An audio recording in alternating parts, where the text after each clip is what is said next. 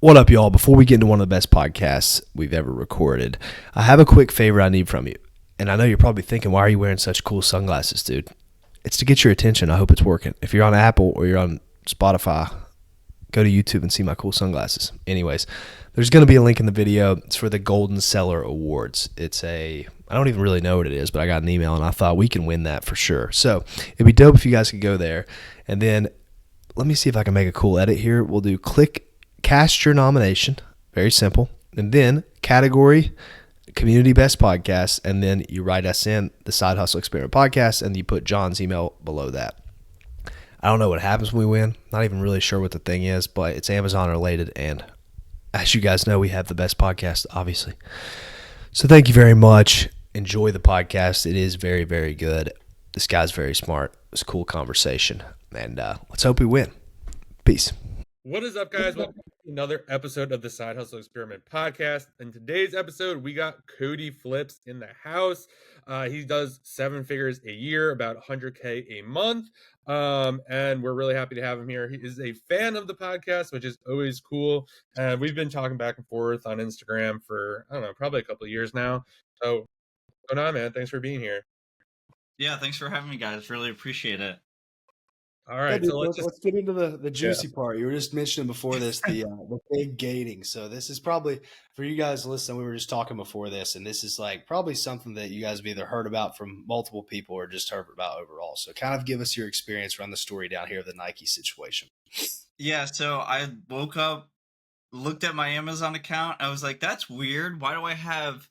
It was over 700 like individual ASINs stranded of Nike products because I go super wide. And then I was like, what's going on? And then I added the ASIN in, and then I went to go to see if I could sell it. And then it said that I'm not eligible anymore. So I had 45 grand stranded in inventory that was at Amazon. And yeah, I mean, that's what this podcast is all about. I feel like just showing the harsh reality of it. But yeah, that happened. I'm still in the process of dealing with it right now, getting a lot of those orders retracted. Just off of there's a lot we'll get into, but just off of the removal fees, it's going to be at least $2,200. So there's that.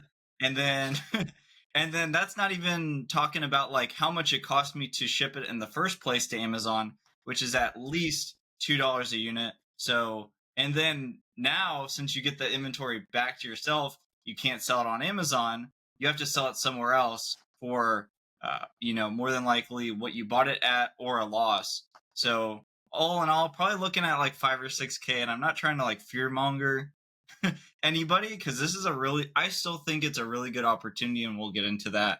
But yeah.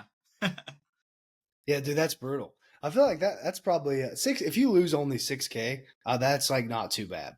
Like that sounds like it could be way worse. So if you like manage your stuff and you lose only 6K, that's pretty dang good. So that's at least a little bit of a positive thing to take away from it. What'd you kind of learn from it? Like, you still very positive about the whole Amazon thing. So what keeps you kind of positive, and how'd that not like make you lose your mind? Because I feel like I lose my mind. I've already lost it. So, Yeah. So when I like initially looked at it, I was like, okay, this actually isn't the first time it's happened. So it was so funny. Like I like never go on trips, but I like went on a trip to a festival. This was like 2 years ago. And then all of my Nike listings went inactive because I got inauthentic claims. And then I stayed up for like 30 hours that day. I submitted next morning, got Nike, I'm able to sell Nike again. So it's not the first time I've had Nike inventory stranded before. When you see 45 grand worth of your stuff stranded at Amazon, it's definitely a bit stressful. And at first, like, I didn't know what to think about it. So I always like to look at the people at the top and then see what they're doing. So I looked at, I'm not familiar with like his entire name, but some guy named Jeff, he's like a $20+ million seller on Twitter. And he was like, yeah, I've had over $1 million of Nike stranded before. And I was like, okay, so that means I'm actually doing the right thing, right? So like this happened and it's unfortunate, but he's just doing it at a larger scale, and it's like for him it's normal, and he's grown his business year over year. So I'm like, okay, it's just part of the game at that point. Like, you just have to accept, that kind of thing can happen to your business. Yeah, for sure. So did you try to fight them and like be like, yo, like here are my invoices, or like, you know what, screw it, I'm just gonna remove all this stuff and just move on? Yeah, so really every other day, because I didn't want to spam Amazon because if you spam them with cases and applying to get ungated again, then they'll just stop looking at what you're submitting. So what I would do is really like every other day or every 3 days, try to get ungated again. And right now, I did that every single day. I did that every 3 days for over a month. And then now I just retracted it all because it's going to get removed anyway, you know? True. Did you want to like contact like a Riverside or anything like that, or like, I don't know, I'd probably be like, yeah, if I get this resolved, like I'm probably not gonna sell Nike again, even if I get it like reactivated, because like I want this to happen to 45 grand again. Like, it's not for me. So how do you kind of think through that? Yeah, I've tried to use like these different consulting services before to help me out. I'm not going to name specific names or anything like that, but they're usually all pretty bad from what I've seen. Like, if you just submit a claim and try your best, it's probably better than some consulting agency from what I've seen. Um, but yeah, I mean, I didn't contact anybody. I'm just going to retract it. And what I'm doing is I'm selling a lot of the stuff on Stadium Goods. So I just wanted to share that with you guys as viewers, because I know a lot of other people are going through the same exact thing that I am. And you can sell your products. It's kind of like Amazon FBA for shoes. So it's what's called consignment. So if you send your shoes into consignment, they just sell them. If you guys Google Stadium Goods, it's just they have different shops and they sell shoes in store and other Nike products. So if you guys are gated, find yourself in that situation, maybe send your stuff there. That's what I'm doing. Yeah, that makes me so disappointed in myself. I never even thought to tell people to go to Goat, to go to Stadium Goods, to go to StockX and sell their stuff. I just assumed everybody already knew about that, but they definitely don't. John, do you even know about Stadium Goods? I did not know about Stadium Goods. I knew about StockX and the other one you mentioned, because when I first started selling books, like a lot of the guys, I think Miles lived by me, and like he was selling on like StockX, and I just Okay. never got into the sneakers. But like I remember being in groups like, oh, there's a drop, and I was just like, this isn't for me. But like I'd never heard of Stadium Goods. But I mean, that's awesome. Do they just do sneakers, or they do like apparel too, or? They do sneakers. I believe they do some apparel, but all of what I got stranded was mainly shoes. So I'm just sending it into Stadium Goods. And then so that's also the other thing. When you get your orders removed, some of the stuff comes really messed up. So like you can't even send it into Stadium Goods or sell it on StockX anymore. So like you have to do eBay. So my eBay store my eBay store sales have been pumping a little bit, but Dude, you can try Plato's Closet too. They suck. I think I brought like 27 pairs of shoes and got like $220. So it was like less than $9 a shoe, but it's way better than not doing anything with them. So, and another thing, if people are listening to this, when you have stranded stuff like that, the stuff you have is valuable. Like, it's like inherently valuable because it's a brand name thing. When someone comes to your apartment and fixes something, give them something. Or like go to people you know and give them this stuff. Like, you've already lost the money. Like, I had a bunch of stuff. I think it was like Stanley cups or something. They had dents and they had all these little problems. I could list them on eBay, but the colors weren't great. I just went to my apartment, just gave all the people in there one. All the people that do all the work there, like 10 different cups. It's like that goes a pretty long way because that's not cheap. It's like 40 some dollars you're giving people. So I recommend that to at least use it for something instead of just like sitting in your closet, right? But yeah, yeah, that's a really good method. yeah, try. But If you let's just say if you got ungated like miraculously, would you sell Nike again on Amazon? Yeah, absolutely. I would do it today, I just would send less to FBA. I would be a little bit more cautious about FBA. That's not, and this is the big thing that I really just want people to understand. Like, and I really appreciate in you guys' podcast, you talk about the pretty much like the harsh reality of just selling stuff online and the opportunity. Like for me, before selling online, I was, just going to college. I was working at McDonald's. I was actually the guy that like services the ice cream machine and stuff like that.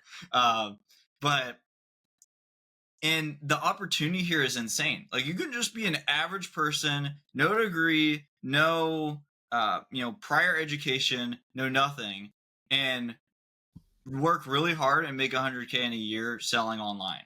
The opportunity is insane. And like, yeah, you might have to take a 6K loss here or there, or you might have to take, a few losses every now and then. But the opportunity is really good. Yep. What about Walmart? I know that you've been kind of on that thing recently. I saw some of you talking about it. What do you think about that, the future of that type of thing? Yeah, I think it's just so with Amazon, there's so many people that are getting thrown into it right now. There's so many people making content about it, talking about Amazon, specifically the OA model, and the prices have really tanked. Like if you're doing traditional online arbitrage buying from retailers, you have to either be the first one in or the last one out, or you're probably not making any money on a lot of listings. But with Walmart, there's just way less competition and everything's a lot more profitable overall. Yeah. Are you like, is that kind of your plan, is to scale that up more as time goes? My plan is really to do both. So the way my, I guess like talking about the structure, the way my business is it's really just me. And then I have one virtual assistant, who he really helps me out with sourcing.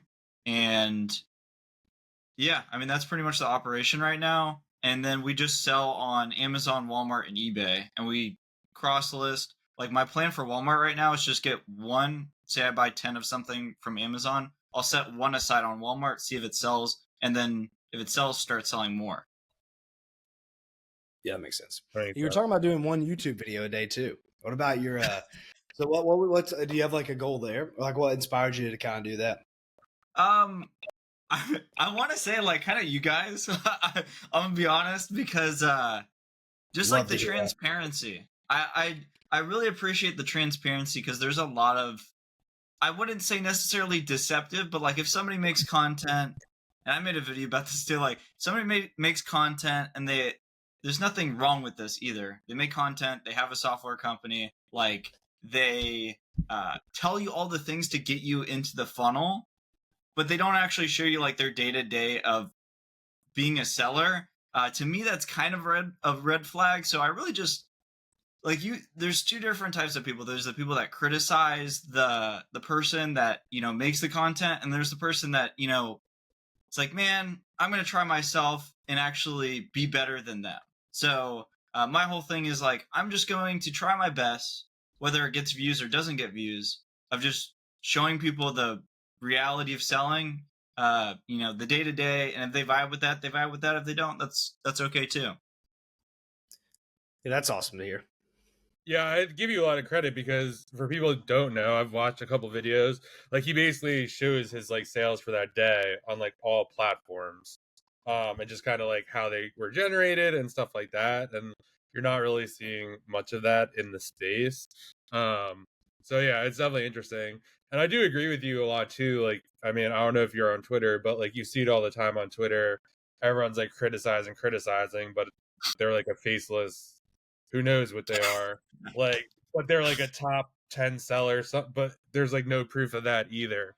And they're just kind of like, this sucks, this person's an idiot, like here's this person's storefront. And then it's just like, well, like what are you offering up besides like what everyone already knows? Like we already know like the biggest people in the space don't really sell anymore. It's like no surprise. It's like, who are you telling? And then it's like only 10% of the people actually give a shit. The other 90% like don't care. So it's like you're wasting your time.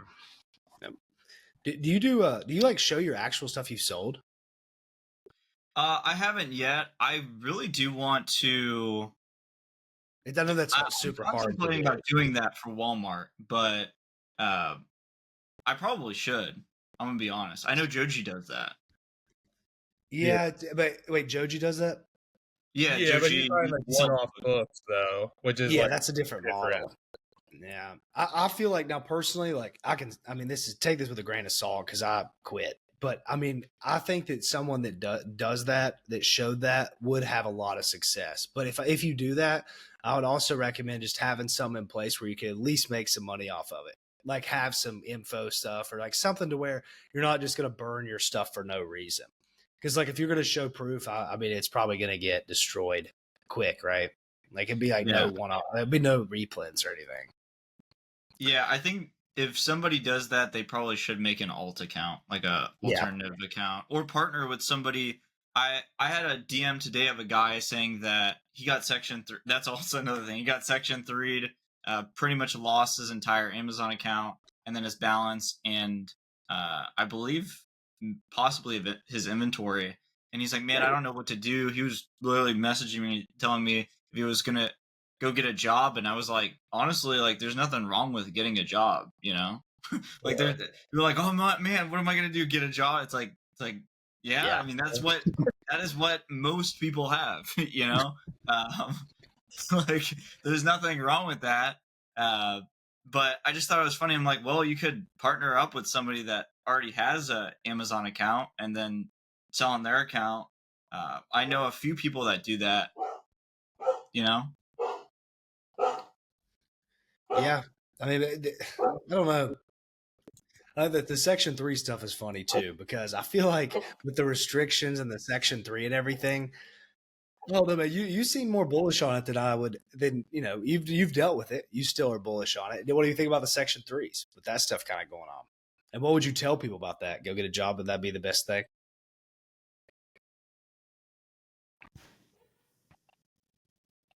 I think John first. It's all right. Oh, it's okay. Wait, did you hear me right there? John, can you hear me? I can hear you. Cody, can you hear me? Yeah. He might be frozen. Oh, well, forget it. What were we talking about last? John, you go. You have anything? We can edit this part. What do I you? forgot what I was fucking talking. No, you had a good question. What do you think about the Section 3s, and all that stuff going on, and like, kind of like you're definitely more bullish on it than I've seen other people bullish on it, especially after getting like 45K stranded. Yeah, I mean, I just think overall, like, you look at the opportunity overall, it's still really good.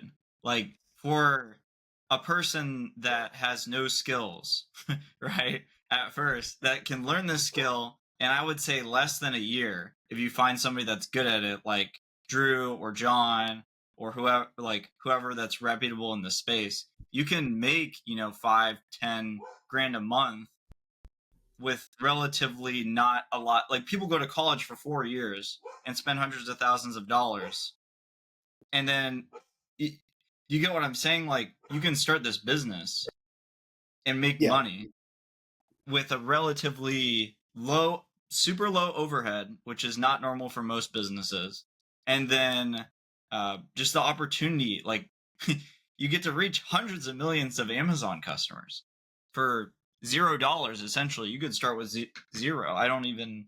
You could have the free plan of Amazon if you really want. If you don't want to pay the $40 a month, which is, you should pay the $40 a month. But yeah. I feel like the thing though, like that I get worried about it is like people going into debt a lot of the times, because like what'll happen is your overhead might not get high, but your inventory gets high, right? And it's like, what about these people with like $50,000 credit cards? They just get ripped. That are in your DMs being like, dude, I just lost everything. That's the big part. That's why I'm kind of more negative about it, because I get those DMs too. And we talk to so many guys and I see it and I'm like, I do get it that it is like a great opportunity, but the loss that can come with it is like crazy, man. When like the loss that let's say you start an agency, like, and you like are just DMing people and getting clients, you can't really lose a lot of money. Like, actually, it's not even possible unless somebody sues you, right? Yeah. I mean, that's a really good point. I always just like to tell people to focus on merchant fulfilled, because when you have it at Amazon, then all your inventory is tied up. But if you buy one of you buy one of 100 different items and then list it out merchant fulfilled, you'll start figuring out what sells right away. And then you can just try to keep replenishing those items and then make money right out the gate with very little money. So that's just always been my mentality with it. I also don't leverage. That's probably why I'm like, this is a great opportunity, because I don't leverage. I've used my money since the beginning, and it's taken years, right? But it's all, there's no debt. It's all just inventory's growing and growing. Like that 45K that was stranded, it just appeared, like it was just through flipping these past few years. So it's just like, oh, okay, like I get to cash out in a way, Yeah, it'll feel good too. Me and John have talked about this. Like, one thing that you'll see as a positive is like when you're doing the eBay stuff, if you don't keep scaling and you kind of just sell the inventory and like let it come and like cut your spending, it's crazy how much money you end up with. Like you think it's going to be some amount, but you're like, whoa, I have like way more money than I thought I would have, which is always a positive, even if you've, think you've lost 45K or whatever. Yeah. What do you got, John? Oh, go ahead. Sorry. I think there might be a little bit of lag here. If you're still listening to the podcast at this point, you are into it and a fan, and we really appreciate that. If you could do us a solid and like, subscribe, and do all that stuff, it really helps the podcast grow. And secondly, if you could tag us on Instagram, just take a picture of what part you are at the podcast. If you like it, tell us what you think about it. Tag me at Side Hustle Experiment, and I will definitely share it. Now let's get back to the podcast. All right, technical difficulties. We are back. The mailman was here or something. Okay, what were we talking about? We were talking about Section 3s. I don't know, John. Do you have any questions that spurred up as we had our little break? What is kind of like your primary sourcing method? Yeah, so I do a bunch of different methods, but I really like Discord groups. Like for the average person, if you have very little money, you can just join in. Drew, I love what you say about the groups. It's like all of them are kind of the same. I really agree with that. But there are some groups that like they have leads that a lot of these other groups don't, and you can join. I'm not going to name like a specific Discord group, but if you just go on WAP and then you look at Amazon reselling, like there's tons of different groups where you join, and there's hundreds of leads already in there that somebody's virtual assistant already found that you can go try to buy and sell and then make some money, right? Mm-hmm. Yeah, dude, it's funny you brought that up because I don't think the episode's released yet. This might come out after that one, but we interviewed Casey from Divine because I joined Divine because I put on Twitter what's the best reselling group, and his group was like blew me away, man. Because I haven't been in a group since like back in the day, and I noticed your Supreme thing on the wall, and you knew what Stadium Goods is, so you probably have been in groups for a long time. And I just typically saw like the same type of stuff in groups, but like Divine, that one to me like blew me away. But I haven't joined anymore. I'm sure a lot of them are like that. And the way that you're talking about just going through the old leads, that seems like a pretty good idea too. Yeah, there's so much gems in the old leads, but nobody wants to do it, and they're just leaving money on the table. I've also been in Discord groups, cook groups, whatever you want to call them, since 2017. Like, I have paid at least $1,000 a year just to be in various groups, and it's been well worth it. Mm-hmm. Like that $1,000, might have made me every single year at least 10 to as much as 25K in a single year just off of being in there. So off of that investment, like if you brought that on Shark Tank, you're like, okay, for $1,000, you get to make $10,000 a year. Like that's insane to think about. And I don't know why people are still sleeping on this opportunity. Yeah, I mean, one thing I remember now that you bring this up, I don't even know if I've mentioned this to you, John, but I used to be in arbitrage ops, and they have a leads thing. I don't know if they still do. I mean, I'm not in it anymore, but I used to go back, like this was in 2022. I'll go back to 2020 and sort by the year and look at every single Amazon lead. And I would just go review what happened to it, review all this different stuff that happened. And I think that kind of built a lot of the foundation of like sourcing stuff. And I've never really mentioned that. So that's good tip you mentioned. I feel like people don't ever mention that either. Yeah. But that's the best way to do it. Like whenever I used to be in a leads group, I'm not in anymore, but like that's like one of the best things you could do actually is the group like RBOPs, they don't give like a spreadsheet, but if there is a spreadsheet, you could just dump all those ASINs into keep a product viewer, and then you could just reverse sort by like the least amount of sellers. And it's amazing like how much stuff you'll find because you're just dumping it all in. You're seeing all the Keepa stuff, and then like I like to do it like 30-day price, 90-day price, 30-day seller count, 90-day seller count. You just have to look for the price up and the seller count down, and then you just control F into your spreadsheet. And I mean, if that item is still on sale or whatever, you could pick it up. Sometimes it is, but it's like the easiest thing to do, and like no one does that. Everyone's like, oh, we need to find new stuff. It's like, no, man, there's like a 2,000 old things that like are probably still profitable, or they will be at one time in the year. Might not be now, but eventually. So what do you think? That's the sauce. I'm just saying that's the sauce right there. That's all. What do you think the future of you with all the stuff you're doing? Like, do you have any goals, like long-term goals with either reselling or like, do you want to move on to something else? Like, do you have any big goals? Because you seem young. How old are you? So I'm 25. Yeah, sweet. So I've tried other businesses and like none of them have worked out. I'm gonna be honest. The only thing that has ever worked was just selling stuff. Right now, I commented on when you guys last pod, just telling the people like definitely comment. It helps out with the algorithm. Like this podcast is amazing. So just letting you guys know. But yeah, I commented. I'm starting to get into SEO. And it's definitely it's search engine optimization. So basically, if somebody has a website and they're the best lawn care service in, say, Texas, right?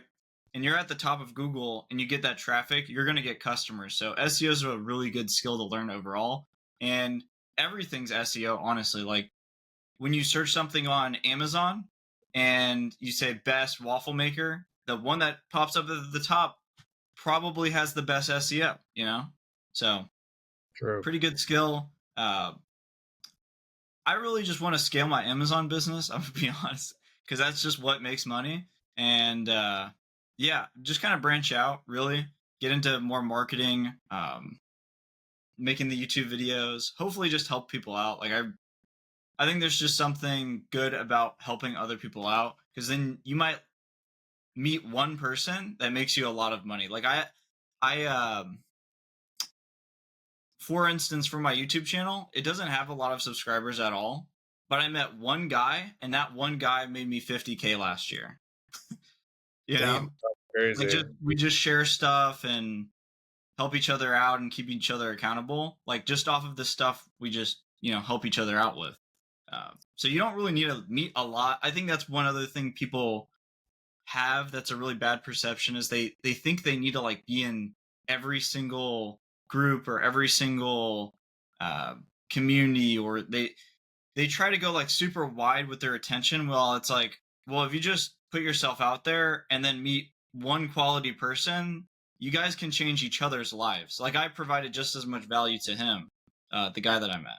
So I'm just putting that out there. Like you could literally join John's group, right?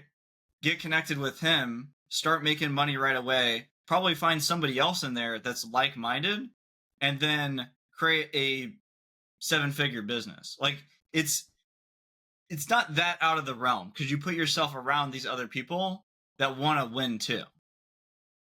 Yeah, it's super important. Like just not just like the information, but the accountability. Like that's one thing. Like if you don't have like a friend in the game of doing this stuff, it's like really, really difficult. Like I've never been a huge networking guy, but just having somebody that you can talk to all the time that's like, dude, this happened to me. What do I do here?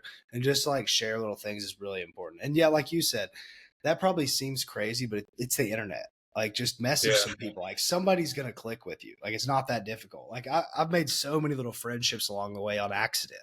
Like something little happens, and you putting out long form. That's like the best way to do it because now you basically have a filter on who you're talking to too. And other people can do that. You can just start a YouTube channel, start yapping about something. It doesn't even matter. But like, yeah. So these people are watching your videos. So that dude's cool. I'm gonna message him. Yeah, pretty simple stuff. But yeah, I cool. think the point about like helping people is a big thing too, because that's actually how me and Drew met. Like some prep center was stealing our inventory, and we're like trying to figure out like how much they were stealing, and like getting a group of sellers together to be like, hey, are are you missing this stuff too? And like, then I don't know, we just started to continue to DM. And then Drew was like, I'm tired of selling apparel. And I was like, I am too. So I was like, yo, can we hop on a Zoom? And then we just like clicked from there. I didn't know that's how you guys met. That's such a funny way to buy. It's like, yeah, they're also stealing stuff from me. Yeah. Well, I already knew John because I saw him on the Buy Box Bandits talking about, he had said something about Keep a Product Finder that you could like put in storefronts there and then search by the storefront. And I had like never even used Keep a Product Finder. And I was doing like manual storefront stalking, like on the fucking Amazon page, which is like super inefficient. If anybody's listening, yeah, this is a good tip. I mean, this made me think John was like the man with Amazon because of this. But put the storefront, the ID in there, and you can just sort all the stuff and sort it any way you want to. I never even knew that before. And that like changed my entire business. Like literally that probably made me over 200 grand. That's the only way I sourced for like a year and a half. So I already had like been like, this guy knows what he's talking about. And then all that stuff happens. We haven't made each other any money. I think we probably lost each other loads of money, but you know, we're still good friends. we lost a bunch of money. We lost a bunch of money from something on Dick's Sporting Goods. We took a pretty bad beating on that. And then our private labor venture.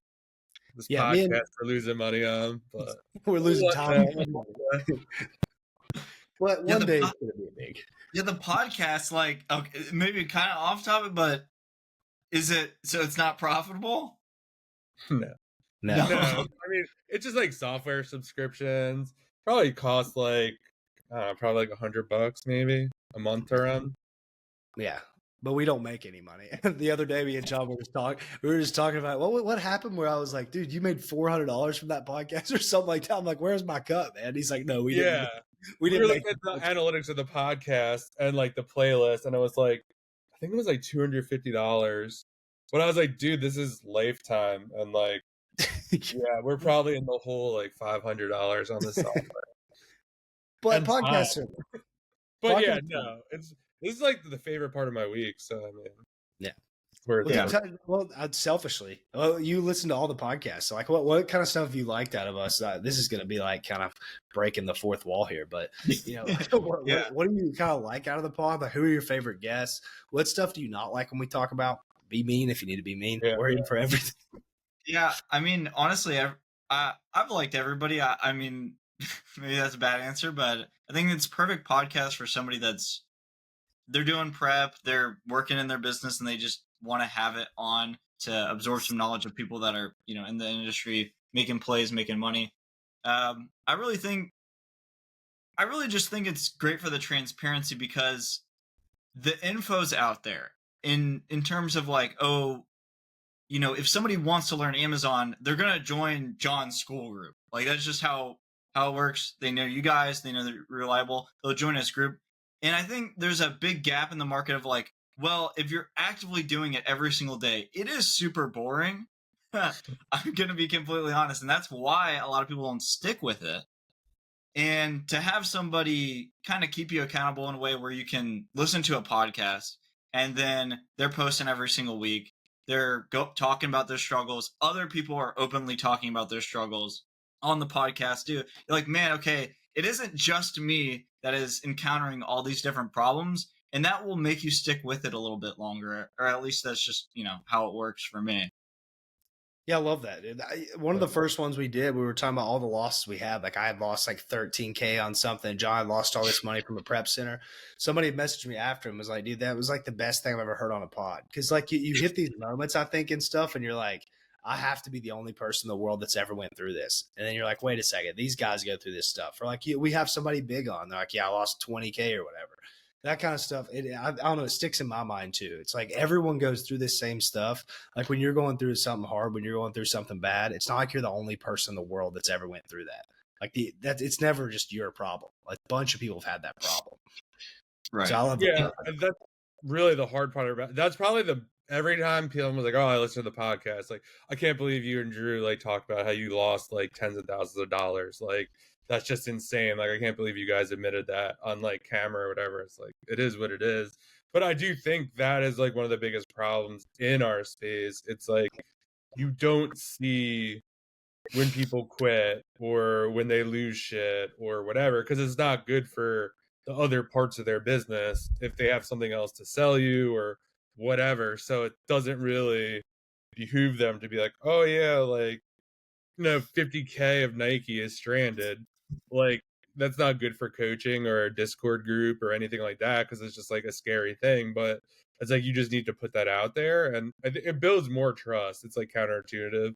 Doesn't seem like it does, but it's like some of the people that are kind of respected the most on Twitter are people like we had Jonah on, and he basically like I think he got section 3'd, and like he basically like went through the process of like I got section 3'd, like this is what I'm doing about it, blah blah blah blah, going back and forth, and he's like, oh, I finally got reinstated, and like most people wouldn't. There's a couple of people I've heard who've gotten section 3 like in kind of on the DL, and it's like, damn, they're never pushing Amazon harder, and like they are can't even sell right now or get their money. It's like kind of crazy, but if they're like, hey, like I got section 3, like this is what happened.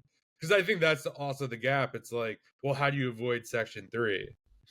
Right? Like, because these people are like, oh no, we're 100% compliant. Like, we all damn know well that it's like, I shouldn't buy from this site, but it's like really like this is I'll be fine. And it's that. It's like, well, like 99% of the time I do the right thing, but it's like it's Amazon. Like you gotta be almost like 100%.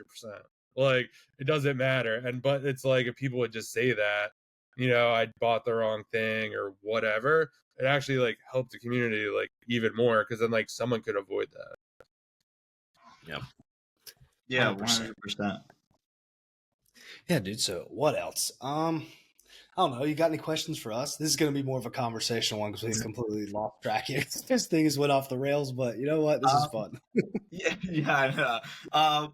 Yeah, I mean, I'm just really impressed with what you guys have built like through, and I really just like the lens of like how you guys operate, because with Amazon it makes money, but there's obviously tons of risk, tons of different problems. But it's like John diversified, like he has a school group, he does Amazon influencer, and I think it's just important for people to know that like the guy, and I can't stress it enough, other than like the guy that like DM'd me, it's like what am I gonna do, get a job? It's like, yeah, like you can have a full-time job and still do this. Like you don't have to just do this, you can have multiple things that make you money.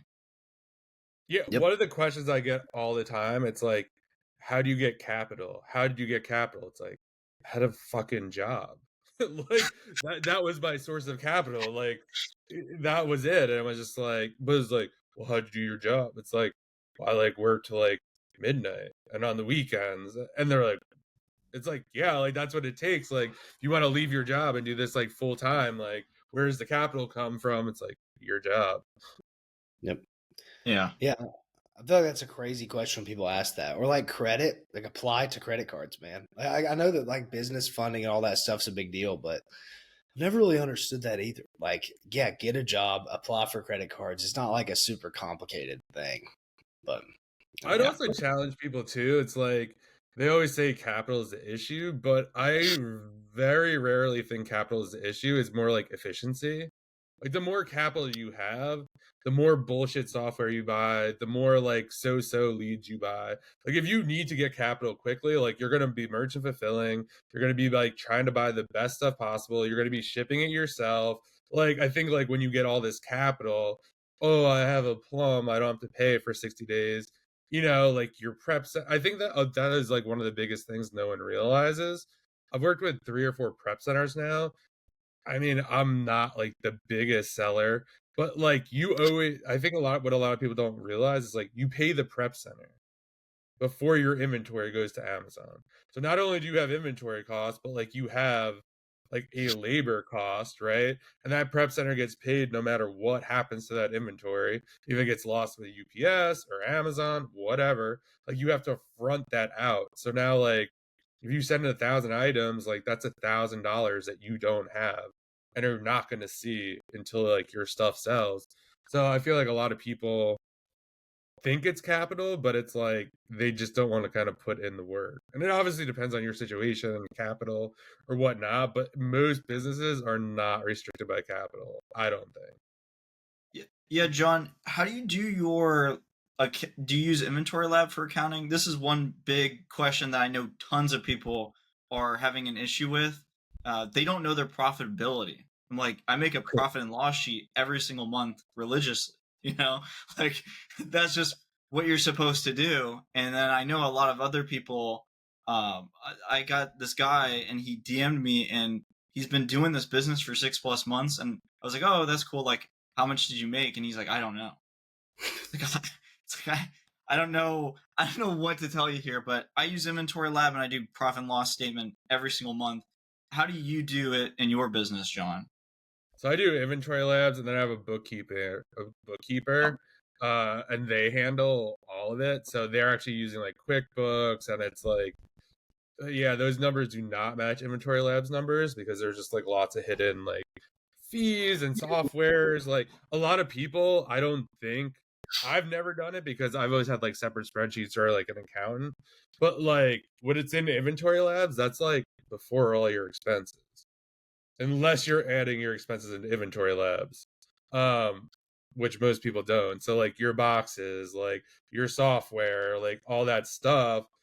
I don't know, depending on how big your operation is, I probably have like anywhere from like $700 to $1,000 worth of software, like between leads list and other stuff. Obviously, influencer stuff is in there. Probably this podcast software is in there, but like you're looking at like $400 or $500. So if your inventory lab said you made 1,000, like you kind of really made 500, and that's if like everything goes like according to plan, um, smoothly and perfectly, which it doesn't.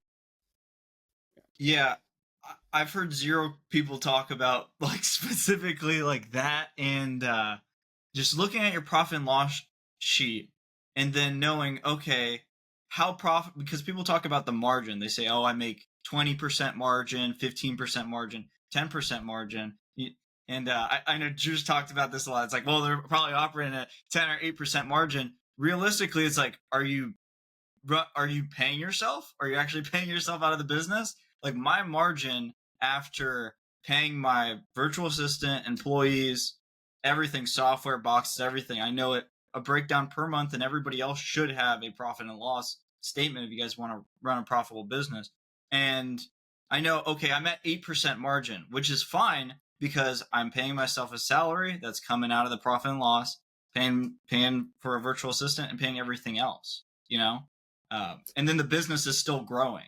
So I've heard zero people talk about that, but have been doing this for over a year. You know, I believe the business should look like that a little bit, right? You guys could do whatever in your business, but for the viewers out there that are, going through all all the different hoops of Amazon right now. Yeah, dude. It's like people don't understand that like you don't all this stuff isn't your money. Like it's the business's money and then it's your money. And like if you're not paying yourself, that's like technically, I mean, it is your money, but it's not like that. You shouldn't treat it that way because it can get lost. Like if you spend it all every month on inventory, it's lost. But yeah, that's the business's money. It's all gone. So I cannot stand when people talk about the margin stuff. And it's like, you do not make 20% margin like in your pocket. People are claiming 25%, 20% in my pocket. Dude, that's like so unrealistic. A good story about this is funny.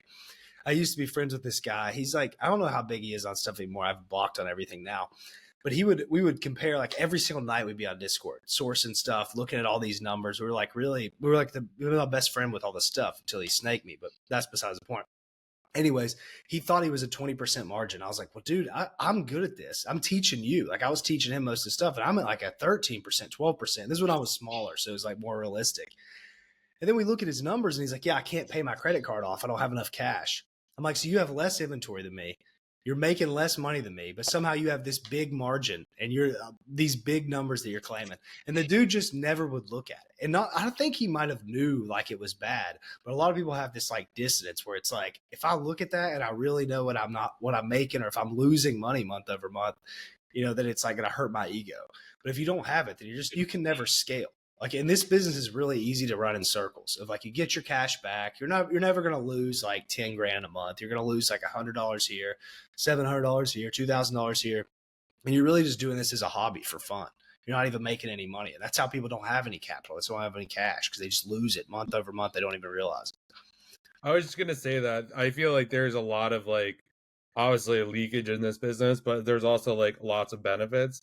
So when people say, "Oh yeah, 20% margin," I think most people that's what you start with. That's what like let's just say 30%, right? Because like that's what your calculator says if you're using Seller Amp or whatever you're using. So oh yeah, it's by the time it's probably about like 20%. You can always tell like who has a business that is like scaled to over 100K versus those who have not, because like the problems are just much different at 100K, and you just know when someone's full of shit. Like, well, how much you spent on inventory? You're like, yeah, there's no way. Like, you spent that. It just doesn't make sense. In like a traditional OA model, obviously it depends. If you're doing like RA clearance, that's a different story. But like, what they don't realize, like, I know one of the biggest people who probably like coach in this space. We're not like friends. I just get like his ads all the time, and it's like his he pays himself with cash back. Like, so that means his business is not profitable. And like, whatever, if that's how you want to run it, that's great. Like for me, like I take a salary every month. Like every month, certain part comes out for me. Cash back is a bonus. It's not tied to my ROI. Like Cole's cash isn't like tied. Like it's just insane, kind of like what these people are like doing. It's like, oh, I made like $1.2 million or whatever the hell the number is. It's like, okay, like, but did you? Right? Because like you also have to realize too, if you get section 3 or whatever, your cash back check and credit card points aren't going to cover that. And now you have a massive liability on your hands because have no cash because you're relying on top cash back to give you freaking gift cards for groceries every month. Like it's just insane to me. That's kind of like the messaging. It's like whatever. Like I also know someone who runs the business at break even because they like to travel, but they also have a full-time job, and it's like whatever. Like if this doesn't work out, I really don't care. Like they're making like 6 figures like in their job, so that's a very different scenario, and they're not teaching it. It's just like so weird that like I would probably challenge most people to be like, hey, do you like take a salary from this Yeah, business? to know that, like, if people are listening to this, maybe they're early on. I mean, I'm assuming not a lot of our listeners are like beginners, but like look around. Like, do you see Amazon sellers posting Lambos and like living in these like great places? Like, no, dude. Like, most people are poor. So, like, obviously, they're not making that much money. If everybody was actually making the money they said they would, I promise you there'd be way more flexing. But they're like unable to flex because they just don't have the money. It's not like just Amazon sellers like don't like to flex. I promise they would if they could. They just don't make the money like that. When you see it in other spaces, like whether it's copywriting or sales or whatever agencies type space, you see people flexing because they get the money into their bank account and then they burn it really quick, a lot of them, but still, like they're actually making the money, they pay themselves all the money or whatever. But you don't really see it with Amazon. So that's where if you don't dial that stuff in, it's kind of like impossible. And a caveat to that is like strictly Amazon only. No coaching, no software, Yeah. no Discord, none of that stuff. Because like the people living in those houses, that's like the majority. Yeah. And I know that because I did it and I realized that you do make a lot of money doing that stuff. I got the appeal. I mean, geez, money straight in your bank account's way better than spending it for 20% ROI or whatever. It's hard life when you're doing that. That's what the influencer program feels like. It's like basically just free money. Like brands send me stuff. They pay me to make these videos, and I have really no expense. Obviously, my time is an expense, but it's like, okay, like if I got kicked off the influencer program, does that suck? Yeah, it sucks, but like I have all the videos. I could start another probably influencer account or pivot into other things in the space. And guess what? I'm not out $100,000. Like I don't owe anyone anything. Like this is just straight up money. And that's like why I'm just spending more and more time on it. Like as it grows, it's like, and I see more and more stuff about like things getting gated and section 3 and all this other stuff. And there's always caveats to that stuff too. It's like people aren't just randomly getting section 3. Like they probably did something. Like that's just the reality of the matter. And sorry if like you didn't do anything. Like and maybe saying you didn't do anything, like that also you could like maybe not know you did something. Cause like a lot of these sellers are new that are getting them, right? So it's like, yeah, maybe you didn't think you did something, but like, and it doesn't help that Amazon doesn't really communicate clearly like what you did or maybe didn't do. But it just, I don't know. I just feel like you just got to be almost diversified for sure. Especially like if you're just selling Amazon, like I would definitely look into Walmart, the Amazon influencer program, just something else just in case, and like do not leverage. Kind of like what you said, like you're like wide and not deep. Like this Q4, like I'm not going deep on anything. Like last Q4, I was buying 200-300 of the things. This year, like not a chance. Right. Yeah, 100%. Like I, I heard this thing where if somebody has more than 50% of their net worth in one thing, they get stressed. And I think that's like 95% of the Amazon community. Like they have all their money in this one thing and they're like, "Oh man, I got section 3, it's all got." Like it's like they went to a casino, put it all on black and they're like, "Oh man, like it didn't work out." Yeah, dude, I've never heard that before. That would make, I bet there's some like studies done or something like that. Yeah, that would make a ton of sense. If you have over half your money into one specific thing that like it causes more stress in your life, I could 100% see that. I've never really thought about it that way. I'm definitely less stressed knowing that I have like the influencer program like going on in the background, and like I'm starting to get brand deals and UGC, and it's like it's a lot less work to do that stuff, and I enjoy it more. So it's like more and more. And then for that, like for people who don't know, like there's just like 5 or 6 different revenue streams that just come off of doing like the influencer program. Like you get free stuff, so you can sell that on Facebook Marketplace. You have the influencer program. Brands are now paying you like $300-400 to do like several videos, and then it's just going to keep building and building. And so if one of those income streams goes out, like you have 5 or 6 other ones, and it's not like it's selling on Amazon, selling on Walmart, like that's like 2 burdens. Like this is like literally like one video is going to multiple things, or like they send me things, I can make multiple videos, and it's just so much easier. And yeah, I've never been less stressed running the business, knowing that I have this for sure, and just seeing it grow. How do you deal with it? Do you stress a lot about the stuff? Yeah, so, I think my first, but yeah. So what I've been doing is just diversifying my money from Amazon to other platforms like Walmart, eBay, and I'm learning other skills. Like people are like, "Oh man, how do I diversify off of Amazon?" You just learn other skills because then you can never have those skills removed from yourself. So That's interesting that you say that. Drew would like this. So like, do you think you learn a lot of skills doing an Amazon business? Because I think a lot of people are in this spot where it's like, I don't know what else to do, really. Yep. Yeah, I mean, I think it's like a really perfect beginner business. Like it might be a little bit controversial, but they do everything for you. You guys have talked about this before, but they do everything for you. So you can come in and your one job is to buy and sell profitable product and make sure that you're profitable. That's really it.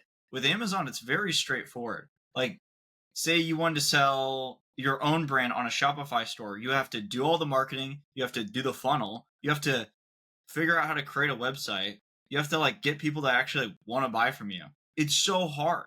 I've started to like try to, figure out that kind of it is insanely hard. Or you could just find something for cheap and then sell it on Amazon for more. And a lot of people overcomplicate it, but that's all you're doing. You're just finding the cheap stuff. Soros said it before, like, and he does I believe 10 plus mil a year. Like I always just like to look at the top people.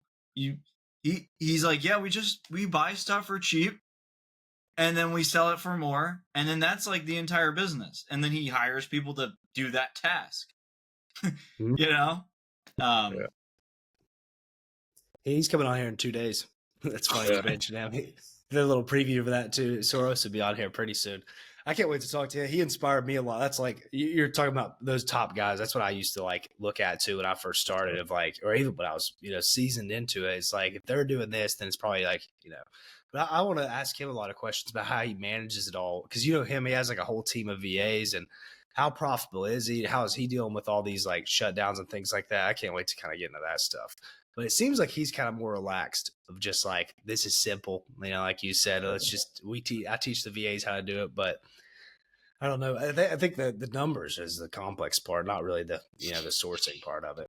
But although everybody makes it like that. Yeah, like so if you want to be really good at online arbitrage, Soros is actually the best resource to learn from. And I don't know how to say other than that because he's scaled OA.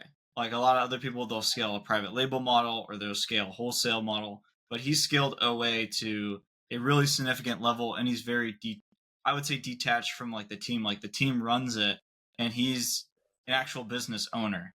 Yep. And the difference in that, like, that's way different than somebody's that actively in the business, shipping out stuff, packing stuff, which that's, where you'll start. That's what I do.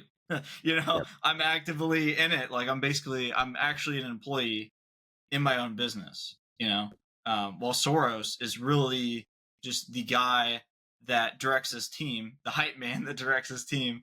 And then his team makes some money. He makes money. It's all good. Yeah, that just like made me. I gotta write that down, John. That's a good question to ask him. It's because I want to know kind of what transitioned him from like doing what the typical person does, like I did and you do and stuff like that, to like I'm gonna just outsource all this stuff. Because I don't know if I haven't heard him really talk about it that much of like how he transitioned into. Because you could do it right now technically, right? You could just hire some VAs, spend your time training them, and then that'd be it. But that's a huge step to take, I think. That's one thing for AIP and all this other stuff. I'm like trying to like be like, what mistakes did you make in this like the Amazon business? And for me, it was definitely like not sticking with outsourcing.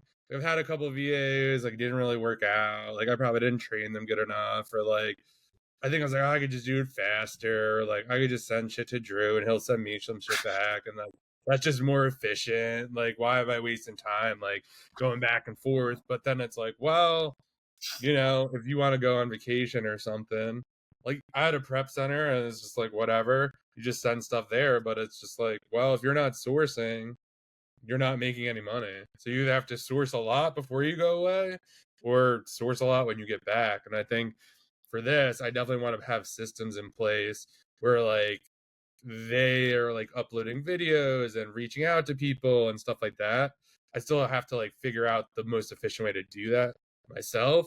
Then I can outsource it, but like that's definitely going to be like a big key for me. I think this time around, it's like I kind of want to be able to like wake up and there's like an email, like an inbox full of like brand deals that I didn't reach out to, but someone else did, and then I could like decide what to do with those or whatnot.